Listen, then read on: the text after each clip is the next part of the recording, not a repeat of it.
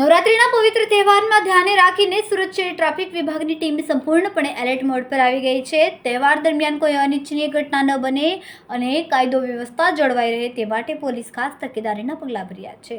આ એલર્ટના ભાગરૂપે ટ્રાફિક પોલીસની ટીમ દ્વારા રાત્રિના સમયે શહેરના અલગ અલગ પોઈન્ટ પર સઘન ચેકિંગ શરૂ કરવામાં આવ્યું। મુખ્યત્વે પોલીસનું ફોકસ કાળા કાચ લગાવેલી ગાડીઓ પર છે। કાળા કાચવાળી ગાડીઓમાં નવરાત્રી દરમિયાન કોઈ અઘટિત કે ગુનાહિત બનાવ ન બને તેની ખાસ તકેદારી રાખવામાં આવી રહી છે। આ કાર્યવાહીના ભાગરૂપે ગઈકાલે પીપલોદ વાય જંકશન પર ટ્રાફિક પોલીસે ચેકિંગ હાથ ધર્યું। આ દરમિયાન નિયમોનું ઉલ્લંઘન કરીને કાળા કાચ લગાવેલી કેટલીક ગાડીઓને રોકવામાં આવી। પોલીસે તુરંત જ તેમની ગાડીઓ પરથી બ્લેક ફિલ્મ દૂર કરાવી હતી અને નિયમ મુજબ દંડ વસૂલી કાયદેસરની કાર્યવાહી કરી।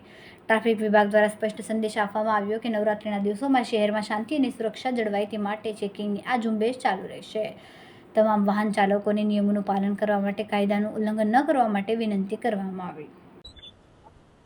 નવરાત્રિના તહેવારો ચાલી રહેલ છે અને સુરત શહેરમાં નવરાત્રિ તહેવારો દરમિયાન અમારા પોલીસ કમિશનર શ્રી અનુપમસિંહ ગેહલોત સાહેબ, ટ્રાફિક વિભાગના જેસીપી સાહેબ, અમારા ડીસીપી સાહેબ અને અમારા એસીપી શ્રી ટંડેલ સાહેબની એવી એક ખાસ સૂચના છે કે જે ગાડીઓમાં બ્લેક ફિલ્મ લાગેલી છે એ બ્લેક ફિલ્મ વાળા વાહનો વિરુદ્ધ કાયદેસરની કાર્યવાહી કરવી અને આવા વાહનો મળી આવે એમના બ્લેક ફિલ્મ રિમૂવ કરવાની કાર્યવાહી ચાલુ છે।